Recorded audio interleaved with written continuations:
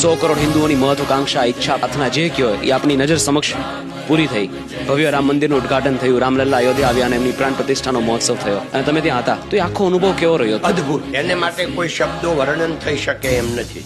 હવે આમાં જે માણસો બેઠા હતા 8000, ઈ કોણ? બધી હસ્તી. કોઈ પણ ક્ષેત્રના ક્રીમ માણસ હોય, હસ્તી મહાન હોય, એ બધા ત્યાં હતા. હું જે બોક્સમાં બેઠો હતો 7 નંબરના બોક્સમાં, એમાં મુકેશભાઈ, નીતાબેન, એના 2 દીકરા, 2 વહુઓ અને એની દીકરી અને એમનો જમાઈ. પછી જાણવા મળ્યું કે ચારે એ 4 ચાર્ટર્ડ પ્લેન લઈને આવ્યા હતા. કેમ કે બાપ દીકરો કે ભાઈઓ એક પ્લેનમાં ન બેસે, બધા અલગ અલગ ફ્લાઇટ લઈને આવ્યા હતા. હવે બહુ મહત્વની વાત છે કે ઈ જયારે આવ્યા ત્યારે ત્યાં જગ્યા વહેલા તે પહેલા હતા, કારણ કે બધા જ ઈ જ કક્ષાના માણસો બધા એમાં બેઠા હતા. લક્ષ્મી મિત્તલ ગણો, બિરલા ગણો, અને 2 જણા ઉભા થયા અને મુકેશભાઈ ને નીતાબેન ને આગલી હરોળમાં બેસવા દીધા. એરફોર્સના પ્લેન આવ્યા ને જયારે ગુલાબની વર્ષા કરી અને 12:39 બરોબર ભગવાન પધાર્યા, રામની પ્રતિષ્ઠા મહોત્સવ થઈ, તો તમને કહું કે આખું વાતાવરણ જે હતું ને આહલાદક, એમ લાગે કે આપણે આ દુનિયામાં જ નથી, એવું આહલાદક વાતાવરણ. જ્યારે નરેન્દ્રભાઈની સ્પીચ ચાલુ થઈ